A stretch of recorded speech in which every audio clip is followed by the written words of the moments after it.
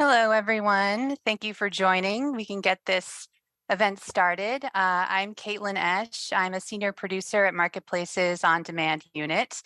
I work on podcasts, including The Uncertain Hour, which is our award-winning documentary podcast that investigates and explains inequality and public policy in America. We have 6 incredible seasons behind us, ranging from an investigation into the surprising ways that states spend federal welfare dollars. We have a season on the changing world of employment and the rise of temp, contract, and gig jobs that can sometimes lead to lower wages and fewer protections. And then we have our 6th season, which we're super excited about, which is all about the welfare to work industrial complex and the rise of work requirements. So we're really excited to give you a peek behind the curtain of how we make The Uncertain Hour today, and also answer some of your questions. So I'm joined by our talented producer, Peter Balonon-Rosen, and our amazing host, Krissy Clark. So I'll kick it to you, Peter. Hi, everyone. I'm Peter Balonon-Rosen. I'm a producer on the show. It's my 4th season working on The Uncertain Hour. On the show, I do kind of a mix of reporting some stories and doing production work on other ones. So that can be everything from booking interviews, cutting tape, writing, fact-checking, you name it. I was actually originally drawn to The Uncertain Hour as a fan for its mix of kind of weirdo history, deep dive investigative reporting, and kind of this built-in fun and charm that just comes inherent with the show. I'm personally kind of drawn to stories about class and inequality, history and wonky policy, and stories about culture in America. And I'm lucky enough that we get to do all of that on this show. One of the things that I really love doing in my role is to kind of scour policy papers and archives and newspapers for different anecdotes and moments and stories from history that kind of make me scratch my head and transform those things into really juicy episodes for whatever topic we're exploring in the season. And so that can mean sourcing down archival tape, tracking down people who lived through history, traveling to the places where those moments actually happened, and making some fun, sound-rich episodes. Go ahead, Krissy. And hello, everybody. Thanks so much for being here. I'm Krissy Clark. I am the host and senior correspondent of The Uncertain Hour and one of its co-creators. Just to give a little backstory, so the show grew out of our work that I did on the Wealth and Poverty Desk, which was a desk that we had at Marketplace for several years, looking at economic inequality and social mobility and wealth and poverty, as the name suggests. And I was that sort of annoying reporter who was always like, Marketplace, the broadcast shows, as you know, are very short and snappy and 30 minutes long. And I was like, but this story needs to be 9 minutes and there needs to be 3 parts of them because it's so nuanced. And so when the world of podcasting started to grow, I pitched the idea of we should do a podcast that looks at the policies that sort of shape wealth and poverty and how our economy works, and weave narratives and policy wonky stuff all together. I am really drawn to stories that create a bridge between public policies and human experiences, sort of big idea stories.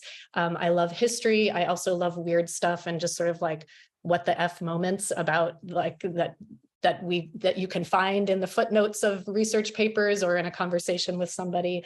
And just a little tidbit, people often ask about the name. It comes from a Paul Simon song that I have loved since I was in high school, called American Tune. There's a line that says, "We come in the age's most uncertain hour and sing an American tune." And it kind of feels like since we started the podcast, which was in 2016, that each year feels like the age's most uncertain hour. So it feels apt. Yeah.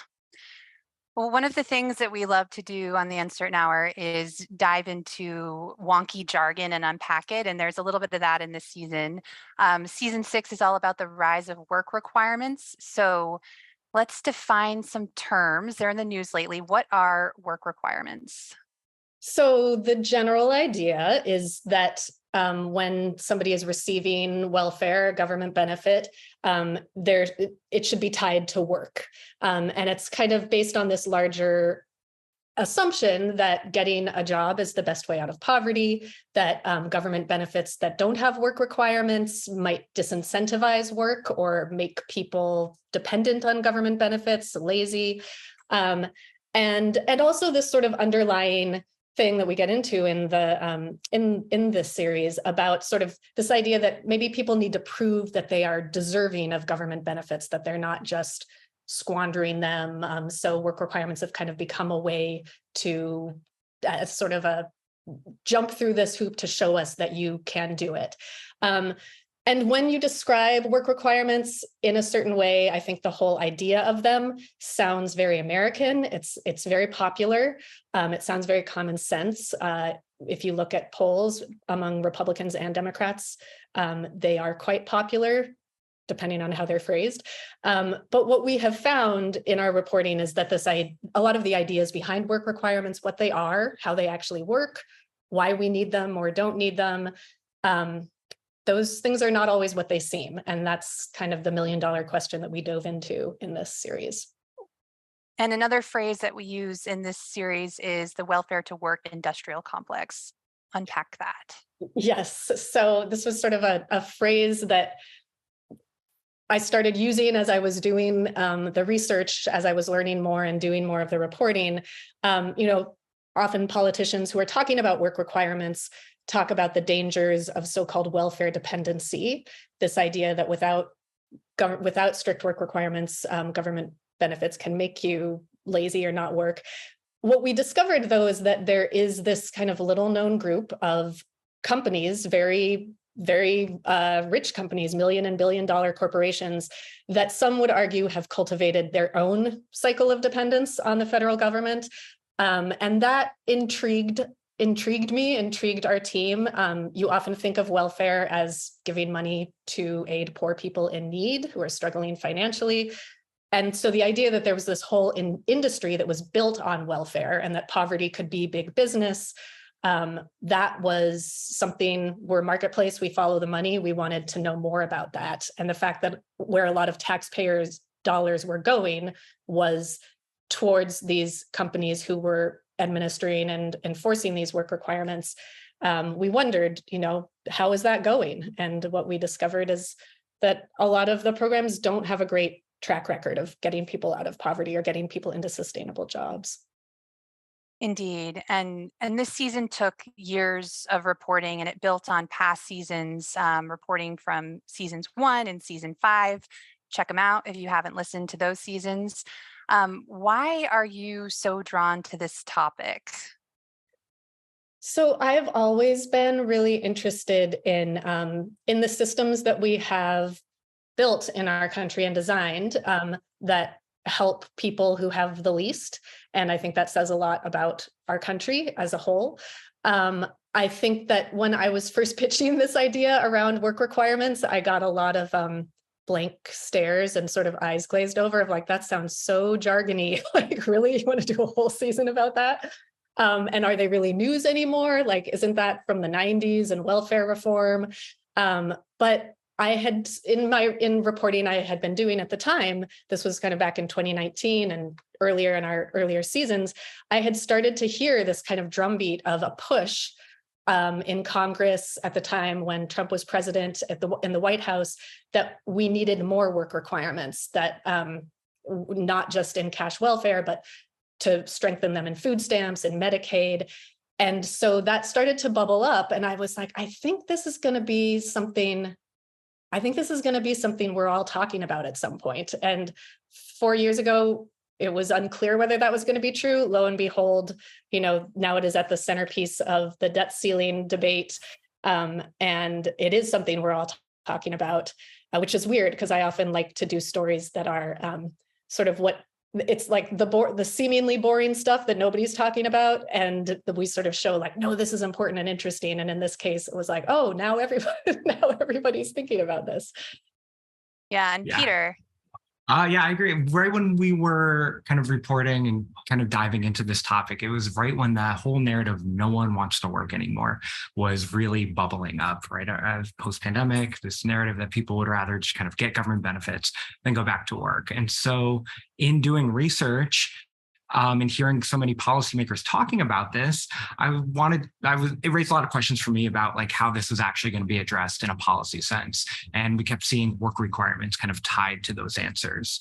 Kind of like Krissy, I've been interested in some of like the hoops that we like make people jump through in order to get help in our country, and especially the history behind how those hoops were created. So as we were working and reporting and doing research into this season, it was really great to kind of give a lot of historical context for what was happening right here, right now, kind of outside of work and in the headlines. Yeah. A single episode of The Uncertain Hour often has, a lot of investigation in it. We do a lot of records requests, data mining, and then there are also really rich personal stories and charming scenes that we try to incorporate into episodes of The Uncertain Hour. I want to play a little piece of tape from one episode, and then I'll ask a question. We can play that, Tom. A while back, I drove a few miles across Milwaukee from the Maximus office to meet a woman named Tracy Jones. Hi. She was living with her son, his wife, and their kids. What is that? This is a microphone.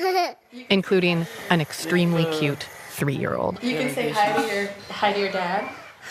Hi, Dad. Is your grandma in here? Okay. Tracy had just gotten off work, the night shift, when I arrived. She was in the kitchen doing the dishes, wearing a Chicago Bulls jersey and giant fuzzy slippers in the shape of lion feet. Those are so great. And got the toes and everything. She's got a deadpan smile and a twinkle in her eye. Her family lives in a small apartment without much furniture. All right, this is the last thing. The adults divvy up paychecks to cover bills. For most of Tracy's life, money's been tight. To me, the best things in life are free. Let me say that. Because the best things in life are free. But financially, I'm poor. Here's the question. Krissy, can you talk about how you weave people's stories with this sort of data-heavy investigative journalism? Yeah, and I have to say those slippers were so amazing. Like, I really want a pair of them. That's really a big goal and kind of vision that we had for The Uncertain Hour, was to bridge big idea, big policy wonkiness with really human stories, because ultimately that is where policy plays out, is in human lives. And so it's always kind of this balancing act as we're putting these episodes together, between reading lots of research, talking to a lot of experts, immersing ourselves in the academic knowledge that is out there about something, and reading the fine print of regulations and bills and laws, and then finding the people who have experienced these policies firsthand. And I'm also very conscious that I don't want to use any person I'm talking to as a prop, or as, just sort of trying to use a bit of their story to illustrate some piece of research that I've learned about. So I always want to hear what I try to spend a lot of time with folks, visit them, get a slice of their lives, and then also hear what they have to say about the research that I'm also learning, sort of have them bridge that divide, get their firsthand experiences and hear how they might be resonant or contradict larger themes in sort of what we're hearing from experts. And so, for example, with Tracy Jones, I had read this old research paper from the early part of post-welfare reform that had found that a lot of the people who had been on welfare and were getting jobs were in temp jobs. And there were concerns about that, because temp jobs, by their definition, have an end date and often are lower paying and have fewer benefits. So how was that affecting their sort of the effort of helping people climb out of poverty? But we got curious. So that was research from the late 90s. And we were wondering, well, I wonder what it's like now. And it turned out we approached a few states, and it turned out that we could actually get the data from Wisconsin about, they track how many people are in temp jobs. And we got this jaw-dropping number that 70%, or just about a little under 70% over the last from 2013 to 2019, 70% of people on welfare who had jobs had temp jobs. And so that was something we wanted to know more about. And so one of the first things that we started to do was look for people who could talk about their own experiences, who had been on welfare, experienced the welfare system, and who had also experienced temp jobs. And that's how we found our way to Tracy. Yeah, Tracy's story really brings the numbers to life. And then Peter, you went deep into the troubling origins of work requirements. That reporting took you back to Newburgh, New York in the 1960s. You went into the archives for that one. Tell us about that one. Right. Well, as Krissy mentioned, we are a show that likes to read the footnotes of all the reports and everything that we are diving into. And so in researching some of the backstory to welfare work requirements, in these footnotes, I kept seeing this one city popping up over and over and over again. And as an early example of work requirements and as a very insidious example of work requirements. And that city was Newburgh, New York, where in the late 50s, city officials had basically declared war on welfare and the people who get it after these rumors had taken hold of the city. This rumor that said that poor Black people were moving from southern states to Newburgh specifically to live on welfare. And that was causing the entire city to fall apart. And that just seemed very interesting. Right. So as part of your reporting, you tracked down people who were there, who lived through it.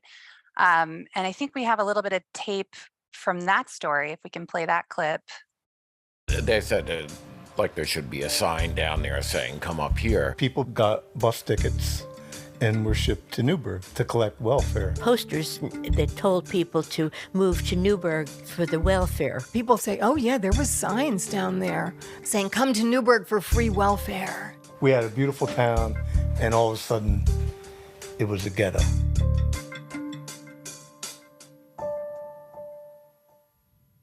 So in that reporting, what were some of the biggest surprises or takeaways for you?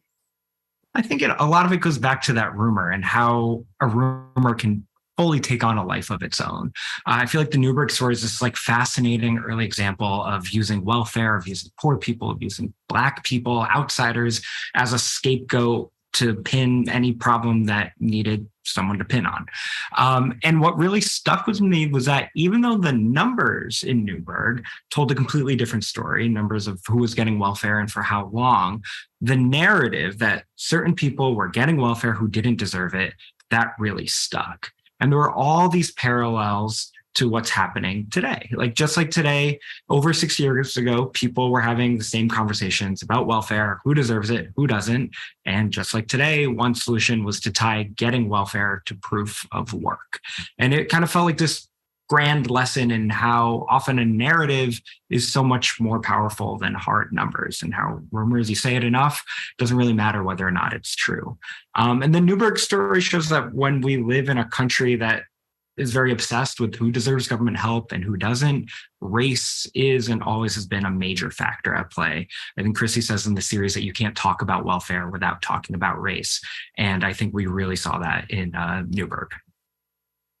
Yeah. And so part of this season also, episodes 5 and 6 got really deep into the data. And I know we filed a lot of records requests. There were hundreds and hundreds of pages of documents, Krissy, that you and others sifted through. So same question to you. What were some of the biggest surprising discoveries that you found in that mountain of data? Yes, it was a mountain. And I want to also shout out to Grace Rubin, who is another of our producers for this show, or for this episode, this season. She really helped wrangle so much of that data and make sense of it and organize it. And also, Caitlin, you were one of the first, I think you helped file one of the first FOIAs around this stuff where we got some of that temp data. So it was definitely a team effort. I think some of the things that once we waded through all of it and just made some sense of it, some of the stuff that really was most eye-opening to me was one, this data that we talked about earlier around this almost 70% of people who are on welfare in Wisconsin and had a temp job. And just to put that in a little context, up until the 1980s, government programs that connected people with work were actually barred from working with employment agencies or temp agencies, because those jobs were often seen as not great jobs. And so it was interesting to have this like 180-degree turn to where it was the majority of people are getting these kinds of jobs. And there were actually very close relationships with temp companies and these welfare to work companies, in terms of like sort of funneling people into temp jobs. Another thing that really struck me is looking at, as we burrowed deeper into the contracts between government, we were looking in Wisconsin in particular, between the state of Wisconsin and some of these private welfare to work companies, is that these companies could get as much money or sometimes more money for managing a single person's case and connecting them with a job than that person would get directly in cash welfare.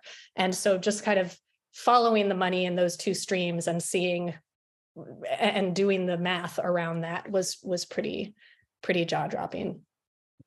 We also got to shout out our friends at the APM Research Lab who helped us kind of wade through these literal mountains and mountains of spreadsheets and contracts and make sense of them all. But they helped us kind of see, those actual dollars that companies can earn off of each welfare participant, and looked at how that stacked up against the contracts, and saw that how in recent years, kind of the standards to which the state had been holding these companies as far as kind of getting people into jobs, some of those standards had actually been going down in recent years.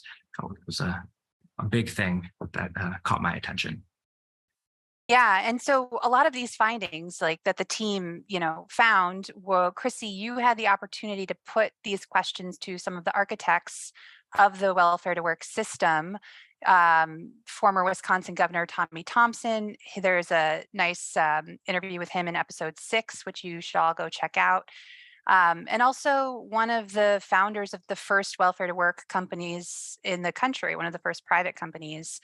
This is a man named Peter Cove, and he had a hand crafting some of the policies around welfare reform. I think we have a clip from that piece to play, and then I'll follow up with a question. Do you think of yourself as serving, like who is your customer? Is it government? Is it employers? Both government and employers. We need the government to give us the money at some point. We just said, the way you pay us is you pay us for getting the person off of welfare in a job and staying in a job.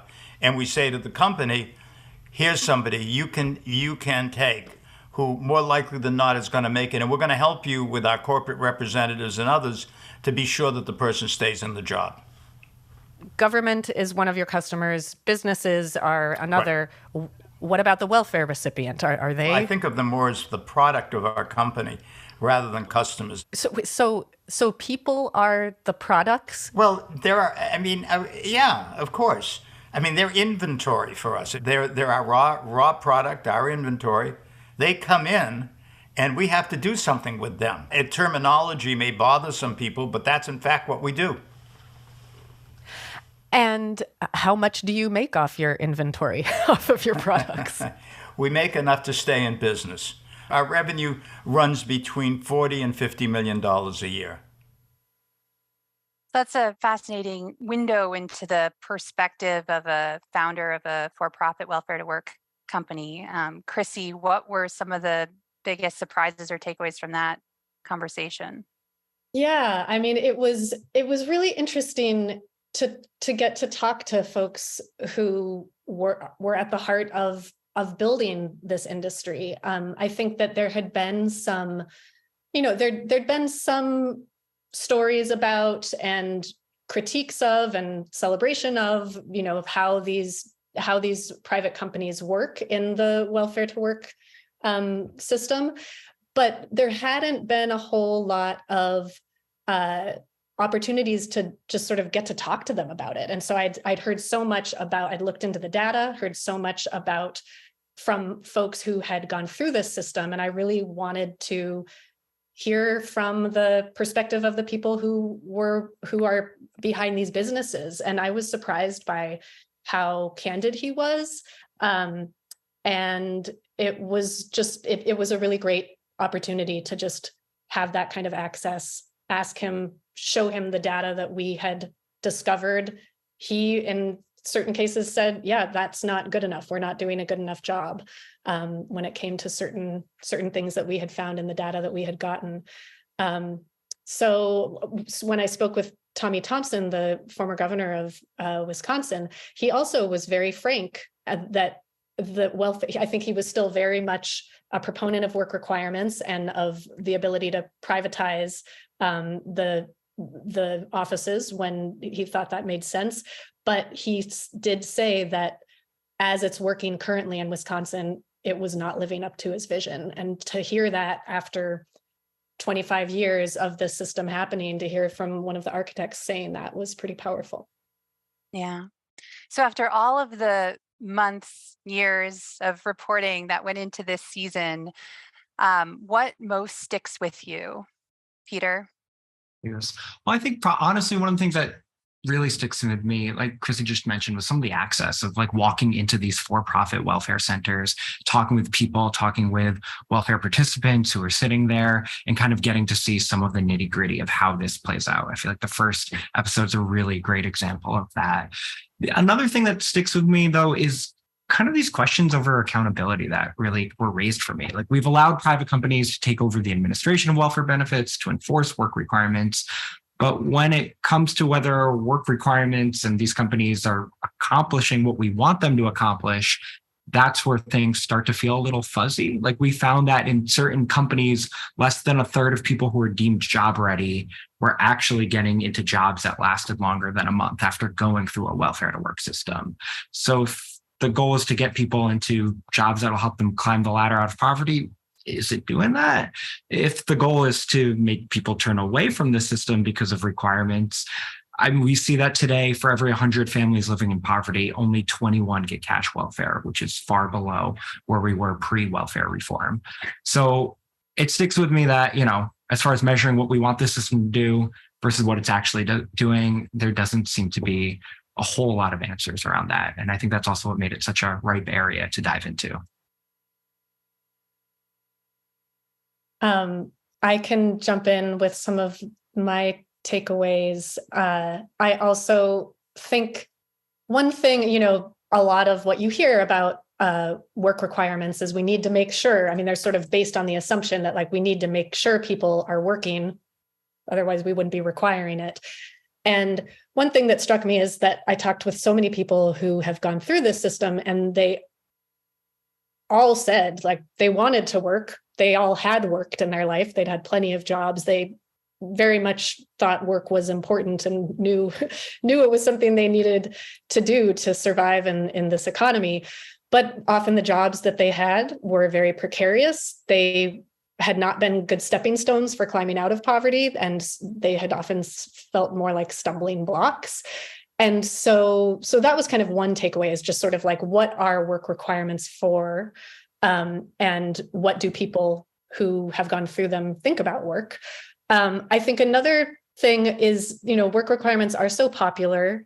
The idea can seem common sense, though I guess I would caveat that with there was a much larger consensus back in the 90s that work requirements were the best answer when it came to cash welfare. I think that consensus has unraveled, which we talk about in episode 6. But I think sort of if you do polls, if you ask folks, Wisconsin just had a referendum on this, people really do, when you hear the idea of should welfare be tied to work or looking for work, yes. But then when you actually get into the nitty-gritty of what a work requirement system needs to entail, it involves a lot of red tape. It involves a lot of bureaucracy. I talked to some folks who said, you know, this is more a paperwork and busy work requirement system than a work requirement system, because so much of what I did a story about this on Marketplace on the broadcast show a couple of days ago.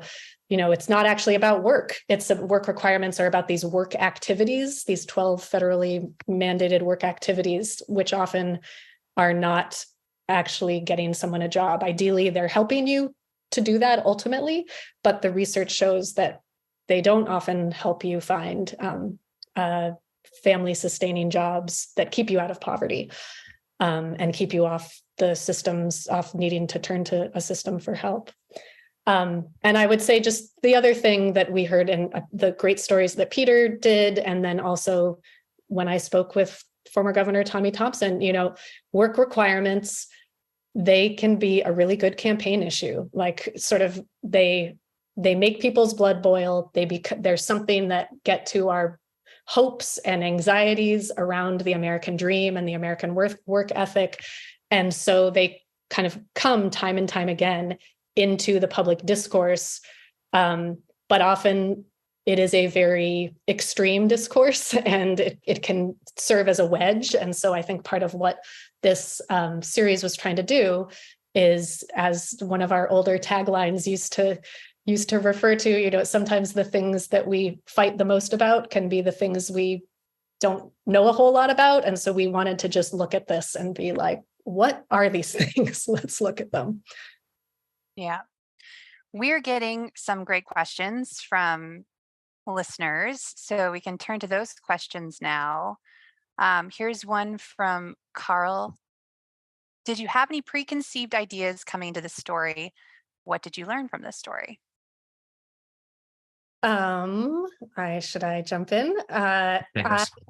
So I try not to come to a story with a lot of preconceived ideas. I try to come with a lot of questions, and I always have a lot of questions. But I do think that I had a general feeling, I was a teenager when welfare reform was happening, and was sort of vaguely had those debates in my head back in the 90s.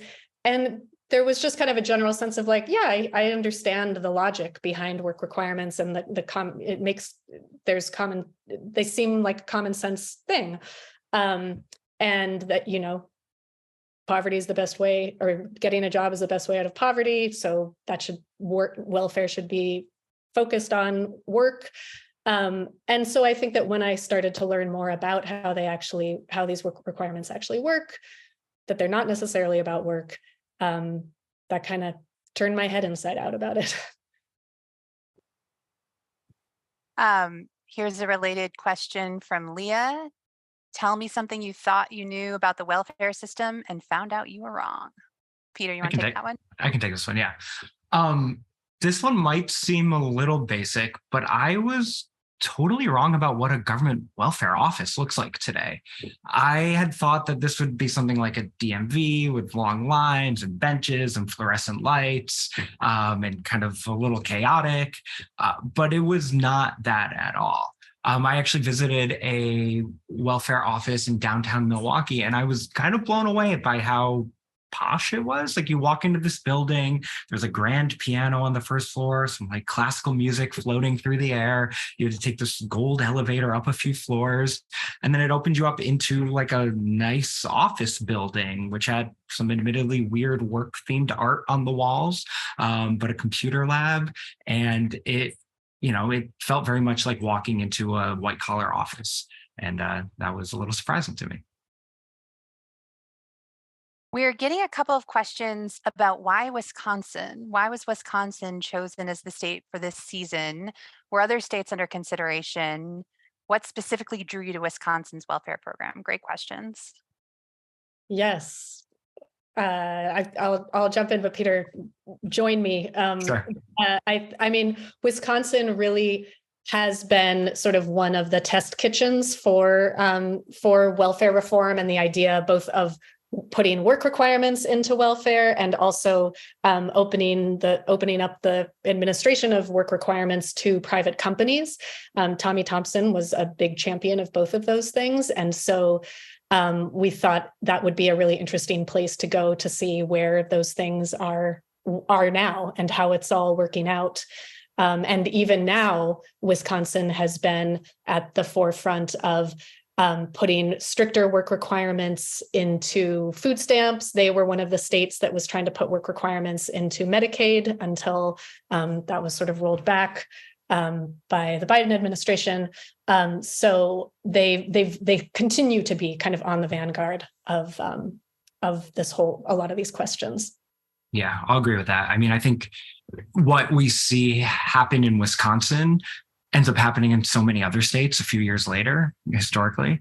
And so it was a really great place as both a birthplace of the ideas that we were exploring and a good place to maybe get a glimpse into the future, because what happens in Wisconsin might be rolling out a little later. And one thing, this is just, this is sort of an interesting coincidence, but Wisconsin and Milwaukee in particular is also home to one of the first and largest temp companies in the country and in the world, Manpower. So there also there is a long history of temp work there. And so when we started to look at the numbers around that, that was interesting. And I think we just wanted to go somewhere that was totally freezing in the winter for some of our reporting. Which somehow we managed to almost always go there in the winter. Yeah, relatedly, here's a question from Pat. What are some of the names of the welfare to work companies? Do they have strong ties to the temp agencies? So can you explain that connection a little? So some of the companies that we profiled or sort of looked into the most were the ones that are operating in Milwaukee and in Wisconsin. So those are Maximus, America Works, that we also heard, that's the company that Peter co-founded. There are some other ones. Those are two, we were interested in those because they are, they don't just operate in Wisconsin, they also operate in other states around the country. Those are some of the names there. And also, to be clear, there are other private companies that it's not just for-profit companies, it's also nonprofit companies that Goodwill Industries, or excuse me, the Goodwill sometimes has done them, the YMCA at certain points, other nonprofit companies. So it's a mix. Yeah. Here's a nice one from Sarah.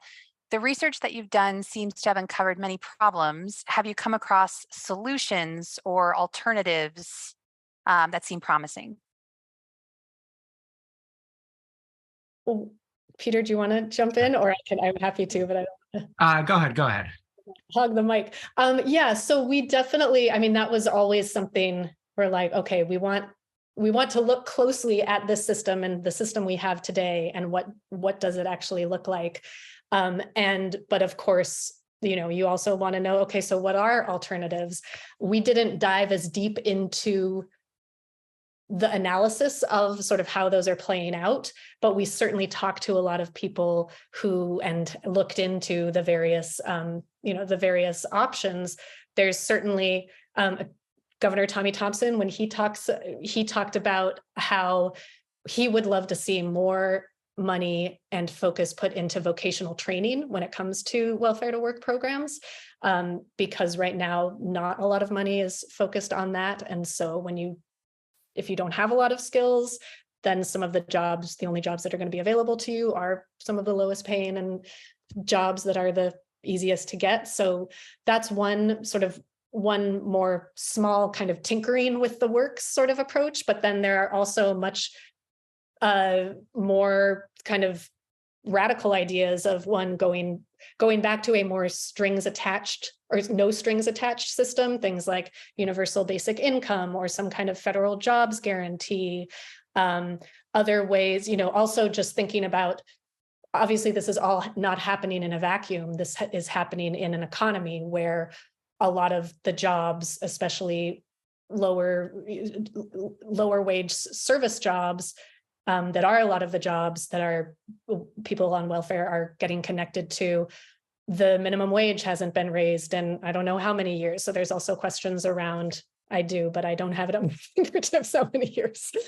So I think that's another discussion, is raising the minimum wage, making jobs be more able to sustain a family on, have benefits like maternity leave, things like the paid leave, paid sick leave, so that when you do get a job, it can help you climb your way out of poverty.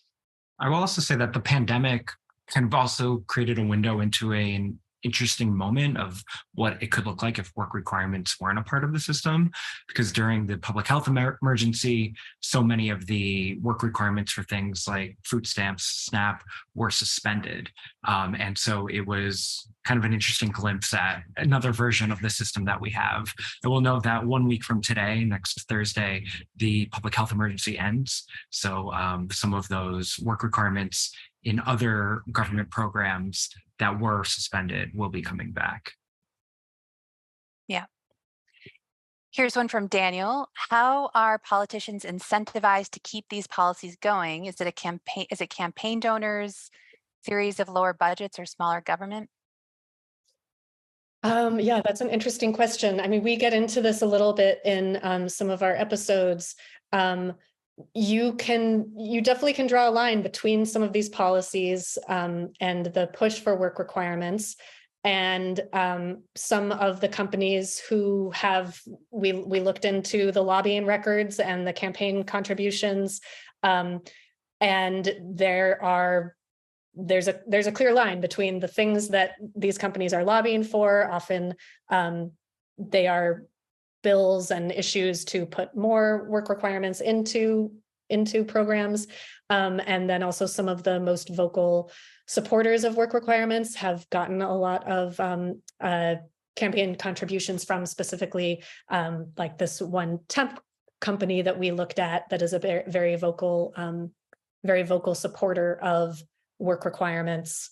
And so you can sort of start to see the lines of influence there. And then just on this subject of, I'm not exactly sure what the question was getting at, but I heard the phrase lower budgets and smaller government. And I think that one thing that's interesting is, a lot of taxpayer money is going into the monitoring and enforcement of work requirements. That is actually like when Wisconsin first started bringing work requirements into their pilot programs, administrative costs went up for welfare overall. And so it's interesting to sort of think about the kinds of red tape and government spending that you hear often fiscal conservatives talking about wanting to rein in, and then thinking about how that fits into a program that involves, by its nature, a lot of monitoring and enforcing, and then also private companies who have often profit motives built into them running those programs. And here's one from Victor. Do you think the rigidness of the rules interferes with the program outcomes? Yeah, I would say so. It seems like one of the things that really was apparent to me after kind of some of Krissy's reporting in episode 2 was just kind of how it seems a little bit like a one size fits all, or it doesn't necessarily take all of the factors of someone else's life into consideration. And so much of these rigid rules are about kind of proving you did what you were supposed to do. And that it becomes so much of a, like, did you turn in the right job log? Did someone verify that you actually did these things that you said you did? I remember speaking to someone who, she had a high risk pregnancy and she ended up in the hospital, but because she missed turning in some logs, she had her baby. She realized her welfare check was not going to be there like she expected to. Her first stop after the hospital was going to the welfare office to figure everything out. So I think, yes, a lot of these rules, if the goal is to kind of like get people to a sustainable place and to help them out financially, sometimes the rules aren't necessarily helping in that goal. Yeah, I'll just to jump in, but yeah, this woman that I profiled, Darnetta, in episode 2, I mean, I think her story really speaks to that. She had just come out of an abusive relationship and was still kind of dealing with the trauma of the abuse that she had experienced, and turned to the welfare system. And it was really hard for her to juggle a lot of the appointments and these work experience assignments, all these work activities that had been part of her employability plan, is what they call them in Wisconsin, of like, you need to do this many hours a week of this and do this many hours a week of this. And that was really difficult, and she would often miss hours, and then she would get her check docked, and then that kind of created this cycle where the money she was depending on at that point to help make herself whole was being reduced. And when I talked to both people at the case manager level who had worked actually in that same office, and then also folks who consultants who work with programs across the country, they really underlined the frustrations that Darnetta had experienced, that was not a one-off frustration that she had, that this is such a common complaint and frustration that case managers themselves have, because they know that they're being held to these standards of work participation rate. Did they do the amount of assigned activities? That's all that is really focused on. And so they're spending so much time focusing on making sure you have documentation, that they don't have a chance to, often they know like what this person really needs help with is this, but I don't have time for it right now because I've got to figure out the paperwork and the monitoring. Here's a sort of tactical question about finding sources. How did you find participants? Did the Wisconsin agency provide participants' names, or how did you find them? You give us a peek behind the scenes and how we track down the people that we profiled and interviewed. Yeah, kind of every avenue we possibly could.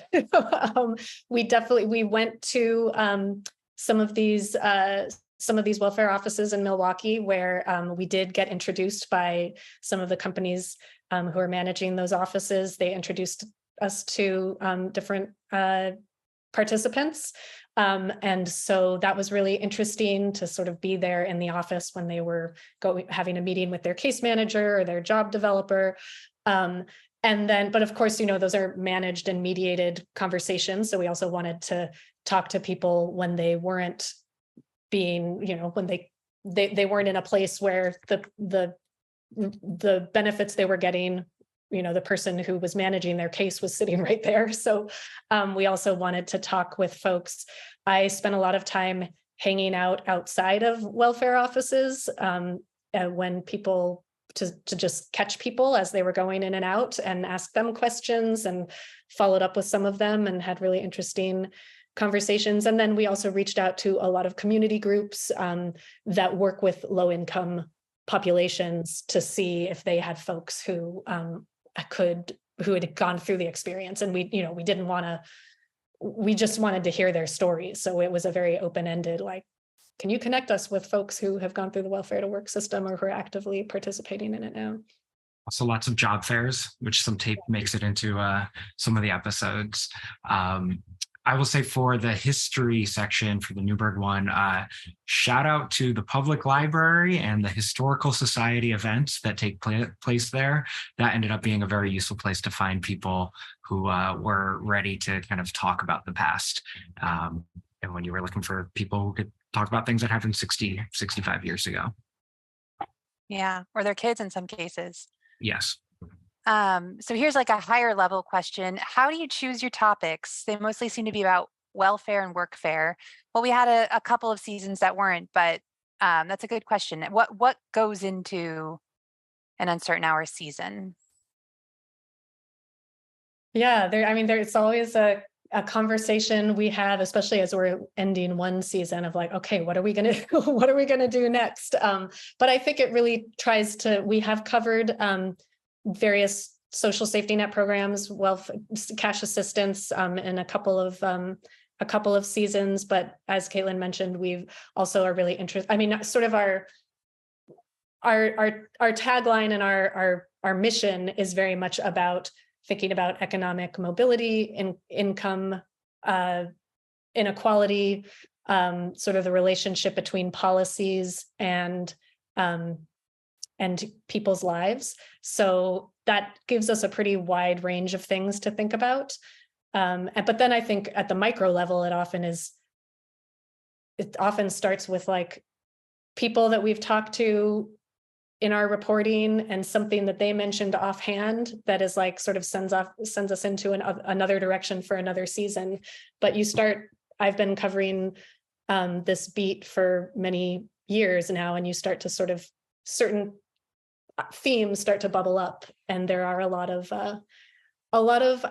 I don't know, something that I think a lot about are the things that we just take for granted as just part of our economy or part of the way that the world works, and trying to pick those apart. Like, what are the policies that actually have shaped that? And what are the stories about how we got those policies? So that's kind of a guiding light too. I would say we go big and then we narrow and narrow and narrow. It tends to be the kind of the uncertain hour way. For season 5, which was ended up being about kind of temp work and the like freelancing and kind of gigging of jobs all over the place. I think that started off broad. It was just like low wage work. And then it kind of got a little more narrow and a little bit more narrow and a little bit more narrow. And we kind of do a divide and conquer strategy where we'll all take different little slices and see what comes back that's interesting. Yeah. Do you have something to add? Oh, I was just gonna, there's sort of funny, our very first season of The Uncertain Hour, we profiled at one point this guy, Larry Townsend, who was this very sort of eccentric county bureaucrat who used to run a welfare office and made a pop CD of welfare to work songs, actually. And that was its own interesting story, but he offhandedly mentioned that after he left county government, he went to this private company called Maximus, where he had started to run welfare offices and manage welfare to work programs. And I had not realized at the time that there was a lot of privatization in that world. And that just kind of piqued my interest. That was 6 years ago. And so, sort of in terms of the origins of this season, that was one. There were many strands that kind of came together, but that was one, like, oh, I'm curious about those. Let's learn more about them. Yeah. And sometimes the questions kick around for a couple of years before we're able to build a whole season around it. We have time for a few more. Here's one from Carol. With rollbacks on pandemic SNAP and welfare benefits, how do you see long-term conditions like long COVID affecting welfare effectiveness? I can take this one. So I guess rollbacks, I kind of mentioned a little bit about the pandemic giving us a view into what some of these systems could look like without work requirements. So things like SNAP had their work requirements paused. And so for the past 3 years with the public health emergency, those requirements, which are specifically for able-bodied adults without dependents, people haven't had to kind of prove they're doing the work activities in order to get that food aid. Like I said, next week, the public health emergency ends, so those will come back. And this is right at the same time as kind of some of the SNAP expansions, the food stamp expansions, where people got a bit more money during the pandemic, right as that has expired. So I think we are going to see kind of some people getting less food stamps money and having to prove that they're meeting work requirements all happening at the same time.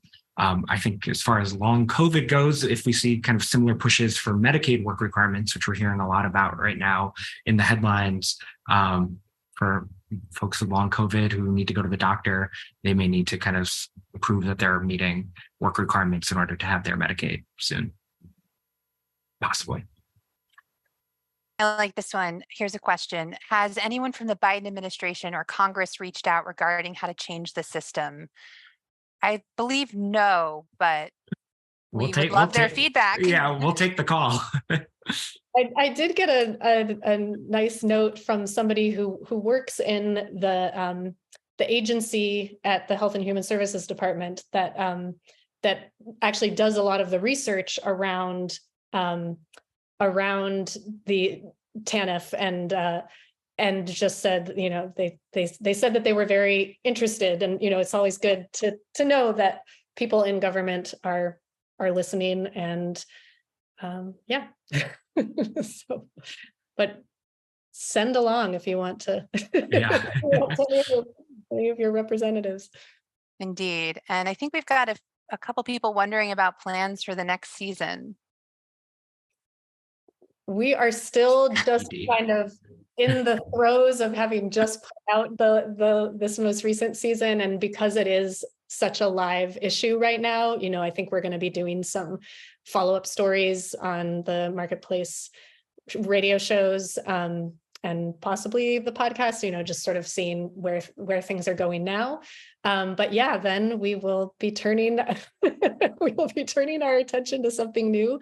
We're always interested in tips from folks. If you have things you think are important that have that sweet spot of wonk and weirdness and things and human stories that are important to tell, send us a note. Yeah, our email inbox is open. You can find us through our website. I believe the address is uncertain@marketplace.org. And you can also send us a note through our website, uncertainhour.org. You can go there to check out the full season. You can subscribe to the podcast on your platform of choice. We've got 6 great episodes from the 6th season. Yeah, and a great back catalog. If you're new at this season, there we have a lot of good stories. Well, I think we'll wrap it up. Thank you for all of your questions. It was a lot of fun to see what people are wondering about, and we appreciate, hanging out with you.